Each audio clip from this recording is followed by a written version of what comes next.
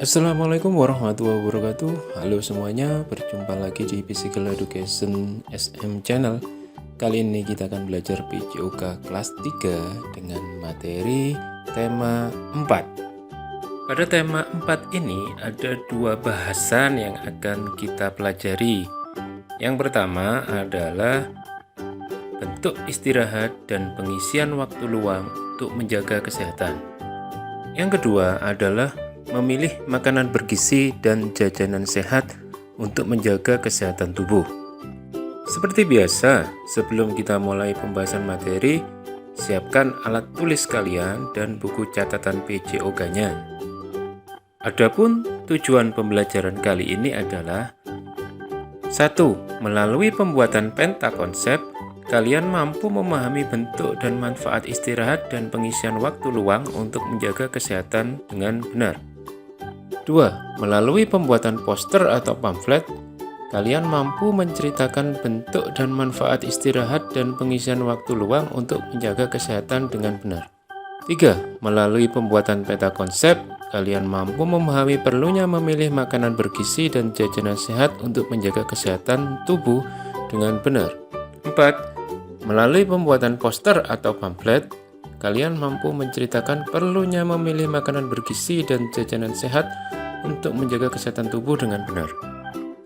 Berikut adalah bentuk-bentuk istirahat dan pengisian waktu luang yang dilakukan ketika berada di sekolah. Bentuk istirahat dan pengisian waktu luang. Setiap orang membutuhkan waktu untuk istirahat. Begitu juga dengan anak-anak. Semakin padat jam belajar di sekolah, ditambah dengan jam masuk sekolah yang lebih awal, tidak ada alasan lagi betapa pentingnya jam istirahat bagi anak. Jam istirahat merupakan elemen penting dalam proses belajar di sekolah. Karena jeda sejenak saat jam belajar di sekolah dapat meningkatkan kemampuan konsentrasi saat belajar kembali di kelas. Berikut ini berbagai cara anak agar dapat memanfaatkan waktu istirahat di sekolah. Pertama, jam istirahat sebaiknya digunakan dengan efektif, melakukan kegiatan yang membantu siswa untuk kembali bersemangat untuk belajar dengan makan makanan ringan. Misalnya, gunakan waktu istirahat untuk meningkatkan interaksi dengan teman, misalnya dengan makan bersama teman atau membicarakan kegiatan sekolah yang menyenangkan. Yang ketiga, ada juga anak yang membutuhkan ruang gerak yang luas agar ia dapat kembali bersemangat belajar. Maka, waktu istirahat dapat digunakan untuk aktivitas gerak fisik, misalnya bermain atau melakukan olahraga ringan. Keempat, hindari melakukan aktivitas yang terlampau berat, sehingga dapat menghambat anak untuk kembali melakukan aktivitas belajar dengan semangat. Misalnya, makan terlalu banyak, berlari-lari saat bermain atau berolahraga berat, sehingga badan menjadi lelah. Adapun bentuk-bentuk istirahat di rumah. Yang pertama, tidur. Tidur merupakan salah satu bentuk istirahat yang baik. Setelah tidur, kondisi tubuh akan menjadi lebih baik dan segar. Di saat tidur, panca indera kita mengalami pengenduran. Otot yang semula tegang akibat digunakan untuk beraktivitas juga akan mengendur. Kebutuhan tidur antar orang satu dengan yang lain berbeda. Anak lebih banyak waktu tidurnya daripada orang dewasa. Mengapa? Karena anak masih berada dalam taraf pertumbuhan. Kedua, santai. Setelah melakukan aktivitas merupakan salah satu bentuk istirahat yang dapat membuat tubuh yang semula tegang dan lelah menjadi segar kembali.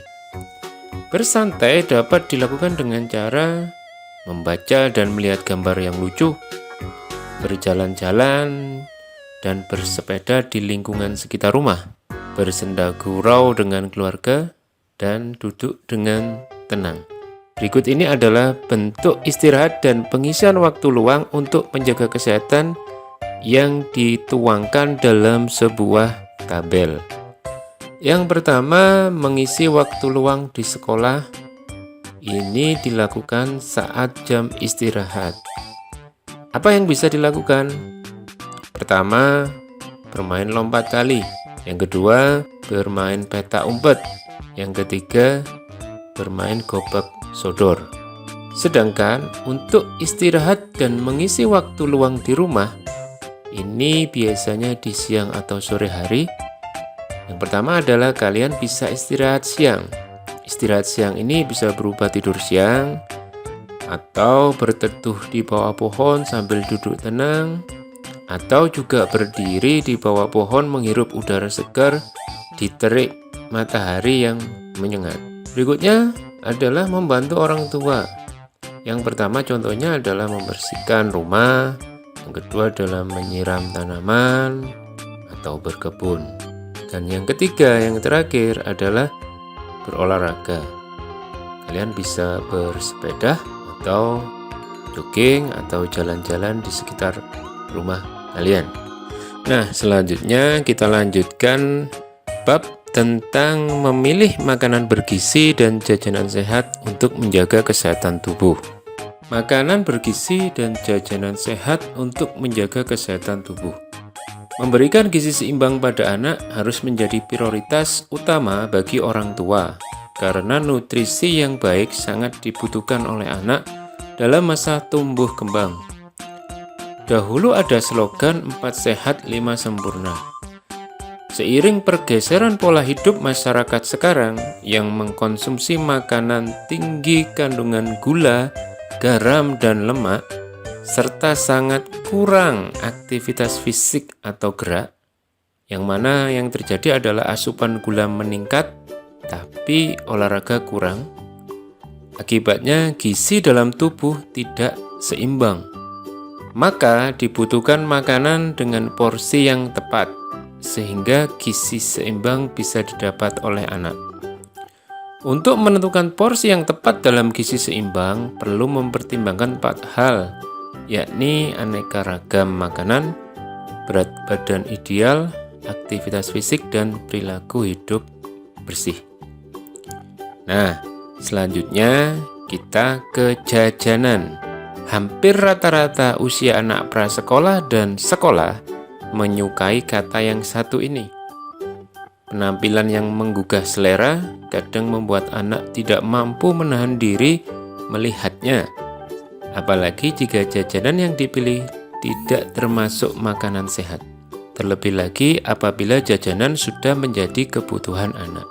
Oleh karena itu, kita harus tahu agar kebiasaan jajan tidak mengganggu kesehatan di masa datang. Berikut beberapa tips atau cara mudah dalam memilih jajanan.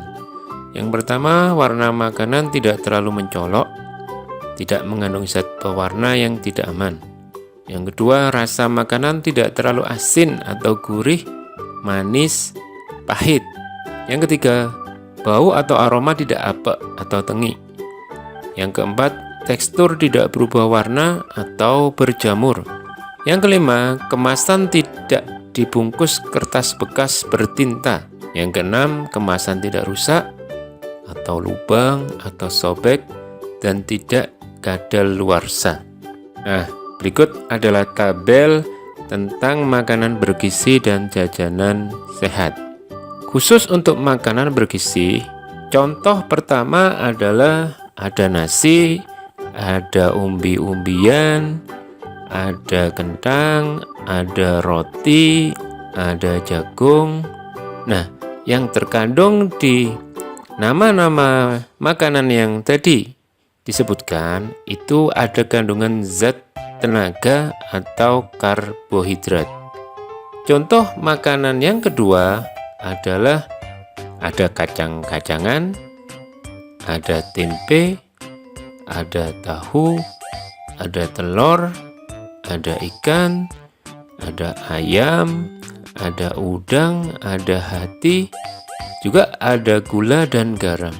Makanan-makanan yang barusan disebut itu banyak mengandung zat pembangun yang di dalamnya ada protein dan lemak.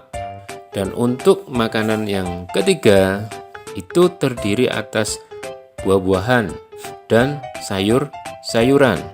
Ada pisang, ada pepaya, ada nangka, ada mangga, ada belimbing, kemudian sayur-sayurnya ada wortel, tomat, bayam, dan lain sebagainya. Zat yang dikandung dari jenis makanan yang barusan disebutkan itu adalah zat pengatur yang di dalamnya adalah vitamin dan mineral. Nah, penjelasan barusan adalah gambaran umum materi tema 4 Mapel PJOK KD 3.8 dan KD 3.9 di kelas 3. Kalian bisa memperoleh informasi lebih detail dengan mempelajari buku PJOK dan buku-buku yang masih terkait dengan materi tersebut. Oke, itu tadi pembahasan materi untuk hari ini. Udah bukan?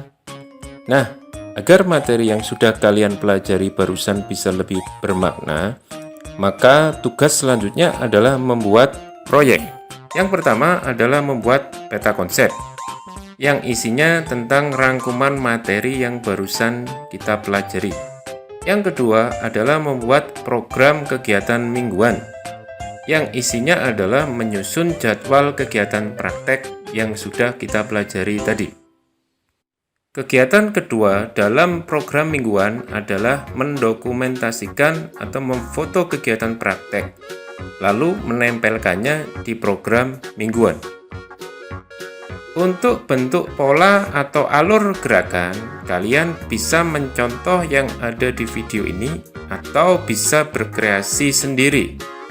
Boleh juga meminta masukan dari orang tua atau saudara kalian di rumah.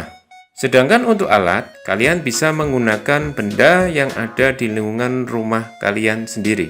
Untuk format peta konsep dan program mingguan, kalian bisa minta di Bapak Ibu Guru PJOK kalian. Atau jika kalian punya format buatan kalian sendiri juga boleh untuk digunakan. Nah, di tahap akhir pembelajaran, kalian bisa melanjutkan melakukan refleksi pembelajaran dan latihan soal melalui link Google Form yang disediakan Bapak Ibu Guru PJOK kalian. Bagi kalian yang tidak punya HP, tidak punya komputer, atau bermasalah berkaitan dengan pembelajaran di rumah lewat daring, kalian bisa tetap belajar di rumah dengan metode luring. Caranya, orang tua kalian mengambil printout tugas peta konsep dan program mingguan ke sekolah. Setelah itu, kerjakan seperti teman-teman kalian yang menggunakan metode daring. Oke, sampai di sini dulu ya belajar kita hari ini. Kita akan bertemu lagi di materi selanjutnya. Jangan lupa untuk selalu menjaga kesehatan dan kebersihan agar imun tubuh kita selalu terjaga.